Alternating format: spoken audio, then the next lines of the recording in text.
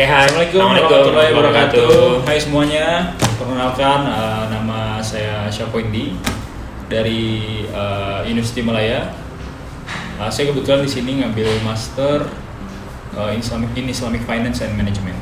Ya, nama saya Rosalia Rani. Kebetulan saya di sini ambil master Bio Research di Faculty of Science di pokoknya sekarang saya ngambil biochemistry gitu. Oke, hai, nama saya Afram. Saya PhD student di Faculty of Business and Accountancy, majoringnya di Operation and Management Information System. Sekarang semester 2. Jadi di sini nanti kita mau sharing-sharing info tentang bagaimana cara kalian, teman-teman semua yang tertarik untuk masuk di UM, khususnya untuk program postgraduate, master maupun PhD. Jadi nanti di sini kita mau sharing. Dari master ada Wendy, ini mixed method, kemudian Ocha, ini full research. Nah, kalau saya PhD, kalau PhD pasti research. Oke, mungkin bisa dimulai dari Wendy dulu lah. Oke ya, mungkin ini sekedar sharing aja ya untuk teman-teman semua yang mungkin butuh informasi ini ke depan, bagi siapapun yang pengen nantinya apply di University Malaya. So untuk for your information aja teman-teman semuanya, kalau kampus kita itu University Malaya adalah salah satu kampus yang ternama ya di Asia Tenggara dan pun di dunia. Dan sekarang mungkin levelnya udah rankingnya udah 70 dunia kali Bang ya. 70 dunia. Sebenarnya ini lebih ke sharing pribadi aja sih. Untuk pertama kenapa saya bisa berkuliah di University Malaya. Pertama karena memang dulu awalnya saya bekerja sih sebenarnya. Saya dulu bekerja di Jakarta selama kurang lebih hampir 2 tahun. Dan sebenarnya jurusan saya itu dulu di manajemen. Kebetulan S1-nya dulu di UIN Syarif Hidayatullah Jakarta, tepatnya di Ciputat, Tangerang Selatan. And then setelah saya bekerja dan saya menikmati di dunia keuangan dan khususnya pasar modal, akhirnya saya memutuskan untuk melanjutkan kuliah saya kembali karena masih ada kesempatan untuk lanjut. Saya kemudian memutuskan untuk lanjut berkuliah. Dan waktu itu kepikirannya memang pengen di luar negeri karena memang mau dapetin kayak pengalaman yang overseas gitu, sehingga kayak kita bisa improve yang namanya saya pribadi dulu ya, betul, bahasa Inggris, karena kan kita tahu sendiri kalau udah ke overseas mahasiswa itu kan udah lebih kayak lebih bisa berbahasa asing dengan lebih baik lagi gitu. Dan mungkin lebih advance juga ke depan dalam hal pendidikan. And then akhirnya karena memang di jurusan saya dulu di manajemen dan saya juga bidangnya di finance, di keuangan khususnya pasar modal, kemudian saya carilah beberapa informasi terkait tentang UM, terkait tentang kampus-kampus di luar negeri. Cuman saya nggak mau jauh-jauh karena memang kebetulan saya ingin kuliah menyambung S2 ini di ruang lingkup yang nggak terlalu jauh dari kampung saya, dari Indonesia juga. Kebetulan saya di Padang waktu itu. And then akhirnya saya carilah 2 kampus yang berada di Singapura sama di Malaysia, dan akhirnya saya menjatuhkan pilihan di University Malaya dan apply program Master in Islamic Finance and Management. Awalnya sih bukan ke Islamic Finance ya, cuman saya ngambilnya dulu pertama kali untuk daftar itu ada 3 pilihan. Pertama saya ambil MBA, kedua itu Magister Management, ketiga baru Islamic Finance. Ya mungkin berjodohnya di Islamic Finance mungkin and Management. Kalau step-step daftarnya gimana? Waktu dulu. Kalau step-step daftarnya dulu sih saya semuanya jalur online ya. Semua jalur online. Jadi step pertama saya browsing dulu beberapa informasi terkait UM dulu di edu.my. And then saya akhirnya juga ada beberapa dokumen yang diminta, kemudian saya masukkanlah ke beberapa dokumen tersebut di dalam registrasi secara online. Cuman dulu ada beberapa catatan dulu, kalau saya ingat saya dulu pas awal-awal masuk, saya dulu di 2018, ada beberapa dokumen yang harus kita translate ke dalam bahasa Inggris. Misalkan untuk sertifikat ataupun ijazah yang dulunya serata 1 itu harus ditranslate dulu ke bahasa Inggris, kemudian kita transkrip nilai juga harus ditranslate ke bahasa Inggris. Kalau dulu saya di UIN itu pakai lembaga bahasa sendiri ya. UIN kan punya lembaga bahasa sendiri. Kemudian yang udah authorized juga. Dan akhirnya saya berikan sertifikat tersebut ke lembaga translasi, lembaga bahasa, kemudian ditranslate, dan akhirnya saya gunakan dokumen itu untuk mendaftar di UM seperti itu. Oke, mungkin bisa diceritain dikit ke teman-teman mix mode itu kayak gimana sih? Oh iya, betul banget ya Bang Afan. Kebetulan saya pribadi kan ngambil master di bidang Islamic Finance ini mixed mode ya. Jadi untuk teman-teman teman-teman semua ketahui bahwasanya di UM itu kan ada 3 ya, seperti yang Bang Afan jelasin tadi. Ada mixed mode, ada coursework, ada research, postgraduate. Kebetulan saya di mixed mode. Jadi di mixed mode ini sebenarnya modalnya Bang ya, modalnya ya. Perbedaannya sebenarnya kalau untuk mixed mode ini adalah kita ada jam kuliahnya. Jadi maksudnya ada materi yang harus kita ikuti, perkuliahan biasa, beberapa subjek yang harus kita ikuti. Kemudian setelah subjeknya itu semua selesai, akhirnya kita bisa melakukan research yang kemudian kita jadi ada gabungan antara riset dengan perkuliahan seperti itu. Kalau untuk mixed mode, jadi setelah perkuliahan selesai, baru kita punya tanggung jawab untuk melakukan penelitian. Kalau di sini panggilnya disertasi ya, kebalik ya. Kalau di sini disertasi namanya kalau untuk S2. Ya. Kalau untuk S3 ya, tesis ya. Kebalik. Kalau saya sendiri mungkin ceritanya agak beda sama Wendy. Jadi dari awal kan setelah lulus S1 emang saya pengen lanjut langsung S2 karena emang cita-citanya juga pengen jadi peneliti atau dosen gitu. Jadi kayak emang pathnya tuh kayak harus S2 dulu gitu kan, baru kerja. Jadi kayak setelah lulus S1 terus kayak bingung, saya kayak harus kemana nih gitu kan. Terus jadi ya udah mulai cari-cari kampus. Kan sekarang informasi di internet udah banyak juga ya. Jadi kayak mulai dari yang mungkin kalau misalnya teman-teman pengen lanjut S2 ke luar negeri kayak harus dipikirin kayak negaranya nih mau apa dulu, atau kayak regionnya misal mau di Eropa kah, atau masih mau di Asia aja, atau mau di Middle East atau apa. Jadi kayak jelas gitu, kayak harus carinya tuh mulai dari mana gitu. Nah sebenarnya saya apply di beberapa kampus sih selain UM gitu kan, cuman kayak kebetulan gak dapet beasiswa dan kayak jodohnya di sini gitu kan. Jadi kayak ya udah di UM aja gitu. Terus kalau misalnya beda sama Wendy, jadi kalau sebenarnya hampir sama sih, cuman kayak bedanya adalah kalau saya itu harus nyari supervisor dulu kan, soalnya di research itu kayak kita pakai grants-nya supervisor kita. Jadi di sini kita sama sekali nggak ngeluarin biaya apa-apa untuk riset, jadi paling cuma tuition fee untuk kuliah aja gitu. Jadi riset kayak kan kalau riset kan kita butuh kayak alat-alat, terus bahan kayak instrumen segala macam, DLL itu. Jadi kayak jadi research assistant gitu. Iya, sebagian ada yang jadi research assistant, tapi sebagian cuman kayak student biasa aja sih. Kayak gitu. Jadi kayak dari awal sebelum masuk saya emang udah harus cari supervisor. Jadi kayak oh ya, oke, UM kayaknya oke nih gitu. Terus ya udah saya mulai cari di fakulti itu ada siapa aja dosennya, terus dia lagi ngembangin riset apa saat itu gitu. Kebetulan supervisor saya yang sekarang cocok sama saya pengennya apa, kan waktu itu saya pengennya kayak lebih ke genetik tapi agak protein gitu. Jadi ya udah mungkin dokter ini cocok gitu buat saya. Jadi kayak ya udah akhirnya saya email, kan di situ ada kayak dia risetnya apa, terus publikasinya apa bisa kita cari kan di internet. Terus kayak kontaknya juga udah ada. Jadi kayak saya waktu itu email ke supervisor saya kayak ya saya Rosalia dari ini gitu kan, saya tertarik dengan join ke research Anda gitu. Terus alhamdulillahnya dia ngerespon cepat.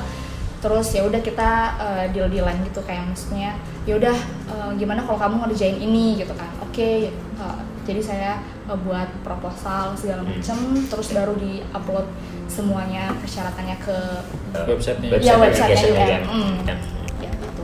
Terus setelah itu kayaknya 2 bulan deh, terus keterima dapat LOA. Ya udah terima di situ. Jadi kalau pendekatannya mungkin nih informasi yang juga diperlukan untuk teman-teman semua. Kalau misalkan kita apply research itu, pendekatan ke dosen-dosen yang bakal menjadi supervisor kita itu apakah pendekatannya cuma ke 1 atau 2 orang saja atau beberapa orang yang mungkin mencari kecocokan lah antara. Kalau saya satu-satu sih, soalnya kan emang gak banyak juga ya dosen yang ininya apa sih, yang risetnya tuh sesuai yang saya inginkan gitu. Jadi kayak ya udah. Nice. Jadi misalnya ada tiga orang, cuman kan kayak nggak enak gitu ya nanti kalau misalnya udah bilang ke A terus atau keterima. iya B keterima juga. terus yang B juga iya, jadi kan bingung kan. Jadi kalau saya sih kayak ya udah A dulu yang paling gitu ya. match gitu kan dengan keinginan kita, terus kayak kalau misalnya dia bilang enggak, misalnya sorry atau apalah alasannya itu, baru yang ke yang B. Kalau nggak bisa juga baru yang ke C. Tuh ingat tuh teman-teman, jangan cobain semua. Soal Satu-satu iya, dulu. bener-bener. Soalnya teman saya ada yang kayak gitu juga, jadi kayak dia kayak tebar jaring, maksudnya dia semuanya gitu. Semuanya gitu ya. Terus tiba-tiba Terima dua orang, dua orang tuh kayak oke, Oke. terus dia di satu universitas, terus kayak Bingung dia. kan nggak enak Ya, juga benar. sih ngomongnya gitu. Ya, karena sama satu uni. Mm-mm. Kalau beda uni mungkin masih oke oke lah ya. iya, Nah, benar-benar. kita bilang udah keterima di mana duluan kan lebih enak. Tapi kalau sama-sama ini ya nggak enak. Nah ini ada bedanya dikit nih Bang Afran sama mixed mode. Kalau mixed mode kan emang ada penelitian di Nah, akhir ya. betul. Cuman kita nggak bertanggung jawab untuk buat proposal di awal. Ah, gitu. oke. Jadi kayak mengikuti perkuliahan dulu. Ya sama lah kayak beberapa di kampus-kampus Indonesia juga kan Ya. banyak program yang mixed mode juga. Jadi kita bikin proposalnya atau buat proposalnya mungkin di pertengahan ataupun di akhir mungkin. Itu perbedaannya tuh dengan fully research. Gitu. Jadi dari awal kita emang udah jelas harus kayak di bawah bimbingan siapa, udah gitu mau ngerjain riset apa itu udah jelas gitu. Udah gitu juga saya nggak tahu kalian harus ini nggak sih? Publish nggak kalau rimis? Kalau di mixed mode ketentuan sebelumnya pas saya masuk sih belum ada publish, belum nggak ada kewajiban publish ya. untuk Tapi kalau publish. riset pasti publish ya. Iya. Satu. Kalau master satu Master minimal. satu ya? Iya. Scopus. Iya. Ya. Oh ya, setelah itu mungkin salah satu persyaratannya itu kita harus dapat reference dari Oh, reference dari iya, dosen dari pembimbing dosen kita pembimbing dulu. kita Oh, dulu. iya, benar. Iya, Lumayan. kalau nggak salah dua Ya, ya, benar. orang atau recommendation. tiga orang. Ya, Iya, karena kita harus recommendation. submit recommendation letter ya. Mm-mm. Soalnya kan riset itu kayak kita harus tahu kan kayak track kita sebelumnya itu risetnya kayak gimana. Jadi mungkin itu jadi pertimbangan juga sih. Ya karena di recommendation letter kan nanti ada kayak menilai gimana sih karakter kita Selama kayak riset, gitulah. ya apakah kita gigi atau Nah, kayak itu. malas-malasan. Intinya cuman buat make sure bahwa kita Itu itu qualified. itu aja sih buat di recommendation. Oke, penting tuh. Catat. Dan biasanya juga supervisor kita minta reference dulu sih sebelumnya. Jadi kayak waktu pas kita deal-dealan itu, dia tuh kayak nanya supervisornya biasanya kayak kamu dulu ngerjain riset apa gitu. Terus kayak dia biasa minta kontak dari dosen iya. pembimbing kita Oke. dulu waktu pas S1 kayak gitu. Terus bedanya sama yang apa sih coursework atau cerita. iya mixed mode itu, jadi kayak kita kelasnya cuma satu, research methodology aja. Oh, Setelah iya. itu kayak Nggak ada nge-lab kuliah. aja. Ya, benar. Oke, kalau Bang Afran sendiri gimana nih? Ya, nah ini PSD. agak beda nih. Suara-suara Jadi dari teman-teman yang PSD. di master ya. Jadi kalau di PhD mostly mungkin sama kayak Ocha. Jadi kita harus punya proposal dulu, tapi sebelum kita masuk ke sana, kalau saya pribadi kenapa akhirnya masuk ke UM, karena tadi ketika kita mau apply kuliah, kita harus tahu syaratnya ya, requirement-nya apa sih dari masing-masing university itu. Nah ini adalah universitas yang terakhir yang saya apply. Jadi sebelum-sebelumnya Di UM memang ya? Di UM. Yang terakhir Jadi ya? sebelum-sebelumnya karena tidak fulfill requirement-nya, especially di IELTS. Karena kalau di PhD biasanya yang dilihat pertama kali itu adalah di IELTS-nya. Selama IELTS-nya dia masuk 50% lah, artinya kita sudah bisa jalan lagi. Karena saya pernah keterima tapi terganjalnya di IELTS di salah satu universitas di luar negeri juga. Dan terakhir di UM karena requirement-nya pas IELTS-nya. Jadi kalau PhD itu dulu ya waktu saya apply masih 6 Tahun di 2019 2019 ya 2019 itu masih 6, tapi kayaknya sekarang naik jadi 6,5 itu untuk di FBA ya, di Business and Accountancy. Cuman nanti teman-teman bisa cek lagi di websitenya. Jadi ada requirement, nanti bisa dicek apakah masih tetap 6 atau sudah naik jadi 6,5. Karena di UM ini syarat IELTS yang paling kecil dibandingkan dengan universitas yang lain di luar negeri ya. Jadi alhamdulillah masih masuk. Padahal dia nomor 1 di Malaysia. Ya, nomor 1 di Malaysia, tapi alhamdulillah IELTS-nya nggak terlalu tinggi mintanya, sehingga pas lah sama IELTS yang saya ada waktu itu ya. Tapi kalau teman-teman ngerasa bahwa kenapa akhirnya saya menjatuhkan pilihan ke UM bukan hanya karena IELTS-nya aja, tapi ternyata memang UM itu the best lah ya. Di Asia Tenggara dia nomor 3 di bawah NTU, NUS kita nomor 3 dan 70 besar dunia. Jadi ya, alhamdulillah masih the best lah UM itu untuk kita apply studi PhD maupun master di sini. Nah, step berikutnya tadi Ocha bilang bahwa kita harus punya proposal. Nah, jadi di sini proposal itu adalah syarat wajib untuk apply karena itu nanti kita submit di application formnya. Jadi kita upload di situ, kemudian ya, seperti biasa ya ada recommendation letter, kemudian ada ada lagi satu syarat yang harus ini yang harus kita persiapkan adalah kalau mau PhD nilai master harus bagus. Jadi nilai masternya harus bagus karena ada beberapa teman yang fail dia karena ternyata GPA-nya nggak terlalu bagus. Nah, jadi saya ada info sekitar 3,5 lah. Jadi untuk masternya ya minimal 3,5. Tapi kalau master itu sangat gampang dapatnya 3,5. Ya. Berarti kalau yang nasabkom nggak ada chance tuh? Enggak, nasabkom biasanya kalau anak satu ya. Jadi kalau master biasanya gampang lah. Karena biasanya kalau master tuh udah mulai serius kuliah. Jadi kalau anak-anak satu tuh masih main-main. Sepertinya nggak ada ya. Jadi itulah. Nah, tapi kalau di UM ada yang namanya fast track juga nih. Oh iya. Khusus untuk tapi khusus untuk alumni UM ya. Jadi kalau S1-nya dia 3,7 bisa langsung loncat ke PhD. Ya. Tapi harus S1-nya di UM ya. Kalau nggak di UM nggak bisa. Itu sedikit bocoran karena satu lagi yang beda ketika saya apply itu kalau Ocha tadi kan dia cari dulu supervisor.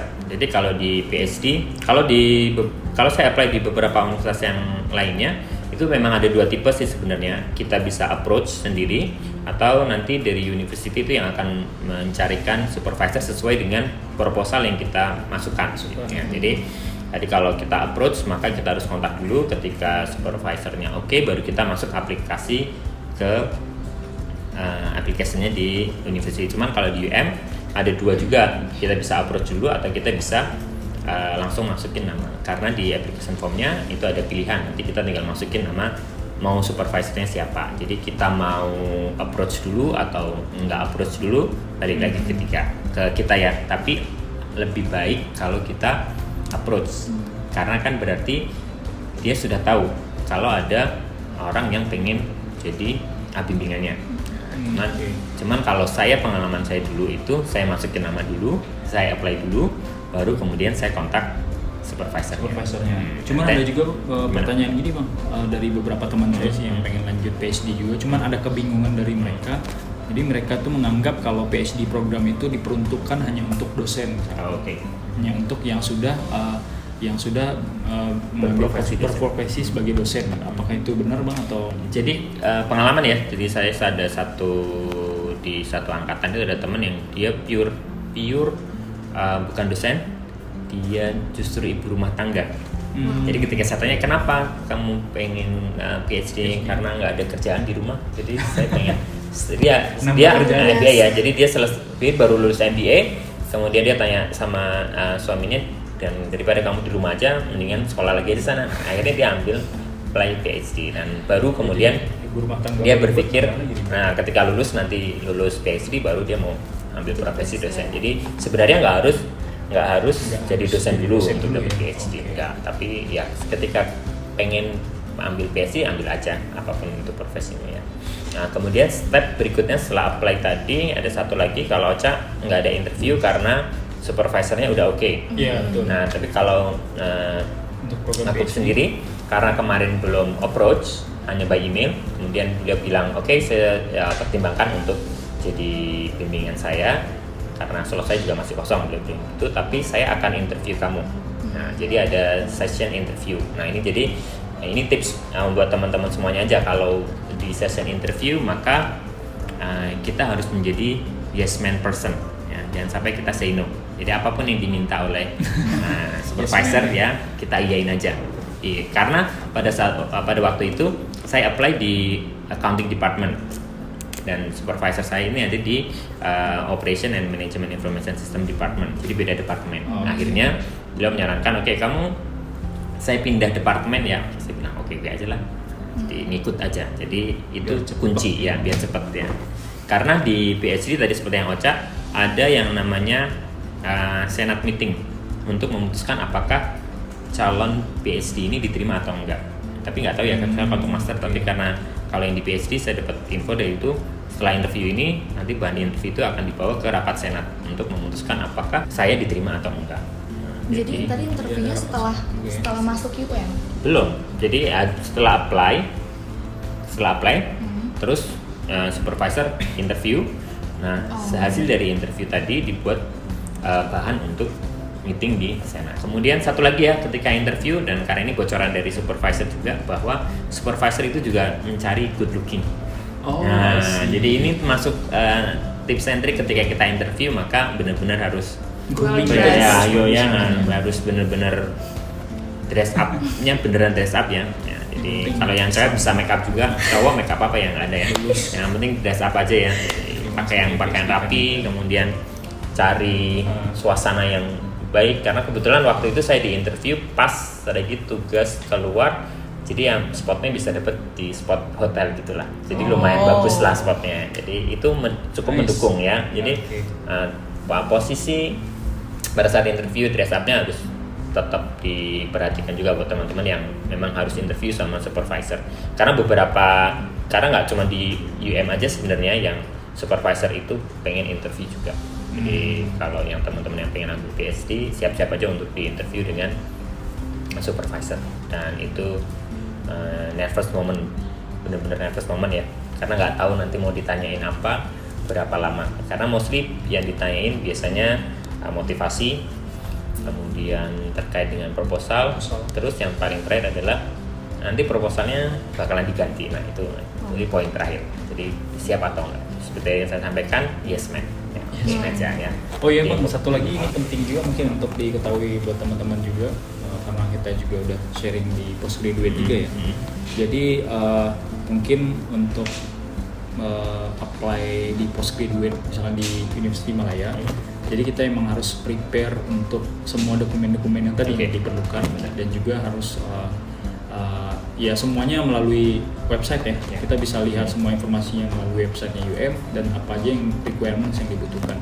Cuman yang paling penting sini Bang, yang paling banyak ditanyakan ya sama teman-teman mahasiswa yang ingin melanjutkan kuliah ke luar negeri. Mungkin kan kuliah ke luar negeri kan biayanya kan cukup mahal mungkin ya. Biaya cukup mahal, tuition fee-nya juga cukup mahal. Jadi kan teman-teman kan banyak juga tuh yang hunting beasiswa. Hunting beasiswa yang mungkin dari S1 yang cari beasiswa S2 ke luar negeri misalnya. Nah, penting untuk diketahui sebelum teman-teman cari beasiswa dulu, menurut saya pribadi dan yang sepengetahuan saya, teman-teman yang terbaik itu dulu adalah untuk mencari dulu, mengumpulkan sebanyak-banyaknya dulu LOE-nya gitu, letter of acceptance-nya gitu. Jadi nanti tahapnya adalah LOE dulu, dapetin LOE dulu, misalkan ke UM dapetin apply dulu dan dapetin LOE dulu, baru cari beasiswanya. Jangan cari beasiswa dulu, baru LOE-nya kemudian gitu. Ya, karena LOE itu kunci. Jadi selama kita udah dapet LOE, maka itu kartu as kita ya. Jadi untuk apply chance-nya lebih besar dibandingkan kita belum dapat LOE, karena kalau kita udah dapat LOE ibaratnya kita tinggal nunggu yang bayarin siapa nih, ya, kan gitu. Jadi yang pemberi beasiswa pun sudah yakin bahwa ini orang terima nih, ini anak keterima nih, udah tinggal kuliah aja. Jadi itu penting sih. Kemudian ngomongin tadi ya dokumen-dokumen, maka yang paling penting tadi yang Ocha bilang juga, recommendation letter itu harus benar-benar disiapin. Cari dosen atau pembimbing yang benar-benar bisa ngasih rekomendasi yang baik ya. Apalagi kalau misalkan ada dosen yang dia sudah cukup terkenal di UM, karena alhamdulillah kemarin salah satu yang beri rekomendasi ke saya itu sudah recognized di UM. Jadi beliau sudah sering banyak berinteraksi dengan dosen-dosen di UM, sehingga nama beliau sudah terkenal lah. Jadi lumayan lah.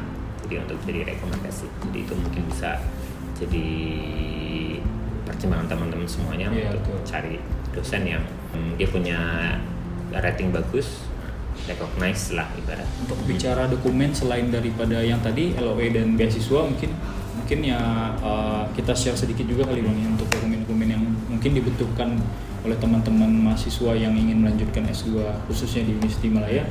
Apa tuh Bang kira-kira? Ada ijazah, transkrip ya. Kemudian kalau untuk di PhD kita ada juga, misalkan kita punya profession certificate gitu ya. Jadi kalau saya kan accountant, itu juga diminta. Oh, sertifikat. Nah, sertifikat accountant juga ya, diminta accountant. ya. Jadi kalau kita punya gelar profesi itu bisa dimasukkan. Jadi dia ada requirement-nya. Kemudian termasuk nanti kalau ada pengalaman publikasi, ya paling khususnya untuk yang PhD ya. Jadi kalau PhD termasuk list publikasi ini membuat nilai kita menjadi lebih naik.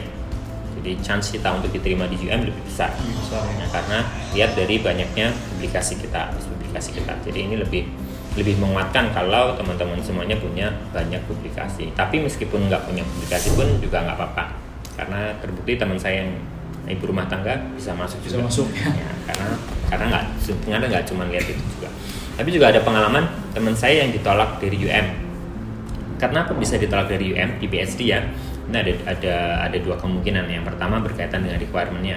Mungkin ada yang yang saya sampaikan tadi, misalkan ada IPK-nya ternyata dia nggak nyampe menurut UM ya. Meskipun UM nggak state bahwa harus IPK minimal berapa, tapi dia akan melihat termasuk melihat dari universitasnya kita waktu master itu. Dan IPK ini off the record, nggak terrecord dengan jelas ya, artinya nggak ada hitam putihnya. Cuman kayak ini kebijakannya berlaku juga di situ.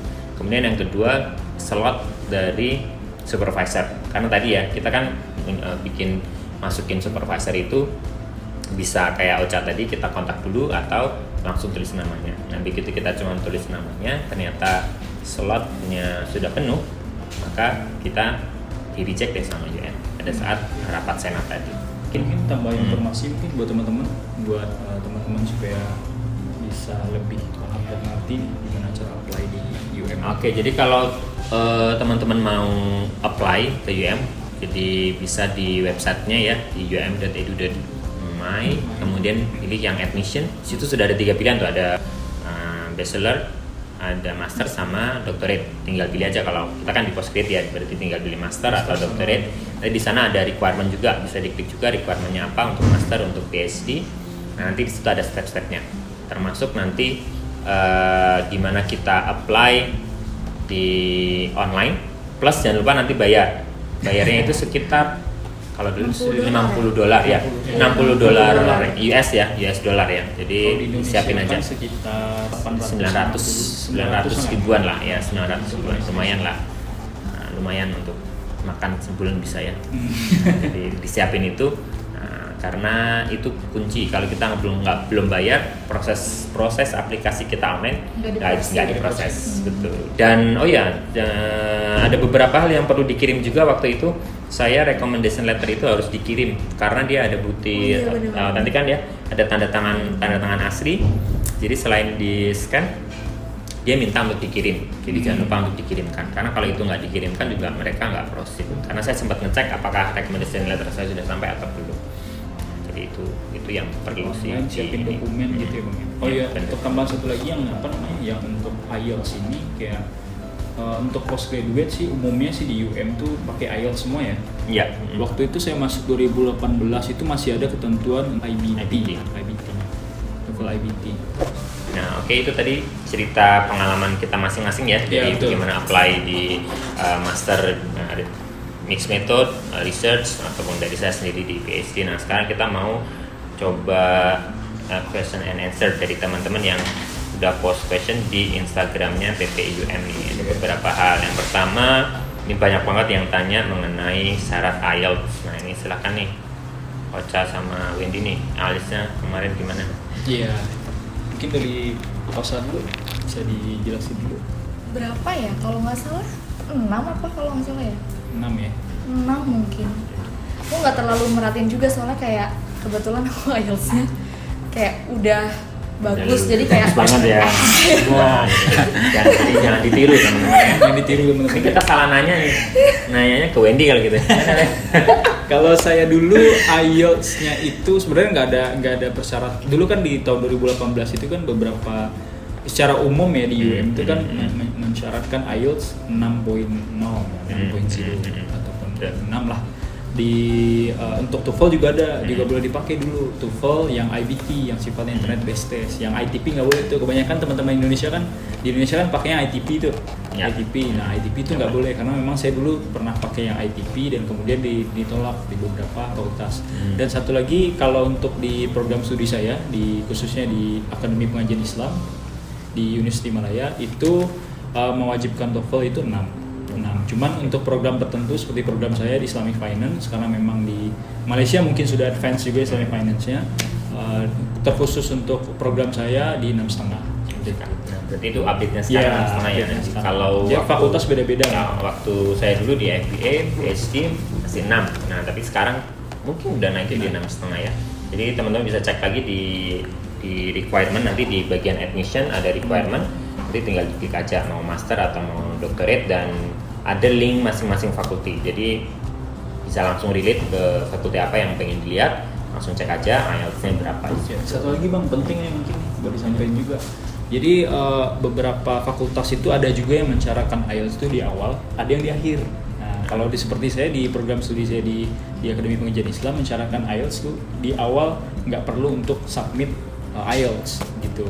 Jadi kita perlu untuk submit IELTS ataupun TOEFL IBT-nya di akhir setelah perkuliahan selesai. Mungkin ada beberapa kebijakan fakultas yang berbeda-beda ya, ada yang di awal, ada yang di akhir ya.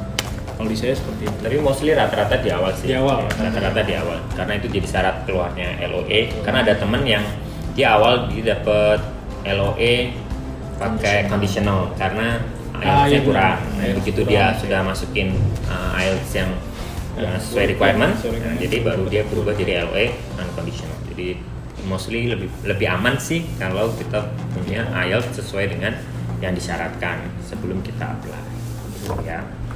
Oke. Terus yang berikutnya ada beasiswa nggak nih di UM? Kalau di UM, kalau untuk setahu saya pribadi, teman-teman kebanyakan itu ngambil beasiswanya itu ada yang dari Indonesia, ada yang dari Malaysia sendiri. Jadi kalau sepengetahuan saya pribadi, kalau untuk di Malaysia itu kebanyakan yang ngambil ya, kalau teman-teman Indonesia itu kebanyakan yang ngambil Khazanah Scholarship. Khazanah itu banyak untuk program-program social science sih. Untuk program-program bisnis, akuntansi, segala macam itu banyak yang hunting beasiswa ke Khazanah. Khazanah itu adalah salah satu yayasan terbesar di Malaysia. Jadi teman-teman dari Indonesia pun banyak yang ambil beasiswa di sana. Terus ada juga kalau nggak salah ini ya Bang ya, MAS ya kalau nggak salah. Malaysian Malaysian International Scholarship. Nah itu juga bisa diakses oleh teman-teman di Indonesia. Dan yang dulu pernah saya coba, namun belum jodoh di sana. Sebenarnya ada dua. Pertama saya coba beasiswa dari Indonesia. Karena memang program studi saya dulu di Islamic Finance, saya approach beasiswa, ada tuh tiap tahun juga buka kayaknya. Di CIMB dulu, CIMB Scholarships. Nah itu juga ada, itu peruntukan untuk mahasiswa yang pengen lanjut kuliah ke luar negeri. Itu bisa ngambil beasiswa di CIMB. Persyaratannya juga hampir sama, kayak IELTS juga harus 6 ataupun 6,5 untuk yang di wilayah Eropa. Terus juga persyaratan IPK juga harus 3.5 ke atas, ataupun 3 juga mungkin ada beberapa yang udah menawarkan. Terus setelah kita dapat, kita juga bisa langsung disponsori melalui proses-proses yang ada, kita bisa langsung disponsori oleh yang bersangkutan. Dan satu lagi beasiswa di Malaysia sendiri, selain dari Khazanah dan MIS tadi, teman-teman bisa coba banyak sebenarnya untuk beberapa company di Malaysia juga menawarkan program beasiswa untuk mahasiswa internasional. Yang sempat saya coba juga ya, karena saya juga lagi-lagi di Islamic Finance, saya juga pendekatan ke perbankan kemarin, dan ada juga beberapa program beasiswa yang ditawarkan ke mahasiswa Indonesia juga. Sebenarnya sih untuk program mahasiswa internasional sih semuanya bisa apply. Jadi banyak banget peluangnya, tapi ya, syaratnya tadi ya, jadi teman-teman harus dapat dulu LA-nya atau keterima dulu. Artinya jadi mahasiswa dulu, baru kemudian cari beasiswanya. Karena susah juga kalau misalkan kita belum keterima tapi kita nyari beasiswa ya, karena mostly sih para pemberi beasiswa pengen memastikan kalau calon penerimanya sudah keterima di salah satu keterima di UM ya, jadi sudah keterima di UM sehingga jelas bahwa kita mau kuliah di UM gitu. Jadi la tahaf wa la tahzan ya Bang ya. Ya. Jadi beasiswa banyak dan banyak juga yang dapat dari LPDP kayaknya master dan PhD di UM. Oh iya, Dan beberapa LPDP kan ya. itu banyak tuh. Betul. Jadi bisa dicoba dulu ke LPDP. Kalau misalkan teman-teman mau ya, Dari karena LPDP. banyak kok alumni LPDP di UM ya.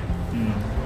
Kemudian last question nih, yang paling santer nih, intake di UM. Nah kalau intake sih untuk yang PhD sama ya, di intake September dan Februari, artinya semester genap dan semester ganjil. Jadi teman-teman bisa prediksi aja, karena biasanya nanti akan ada penutupan, infonya ada di UM juga sih sebenarnya.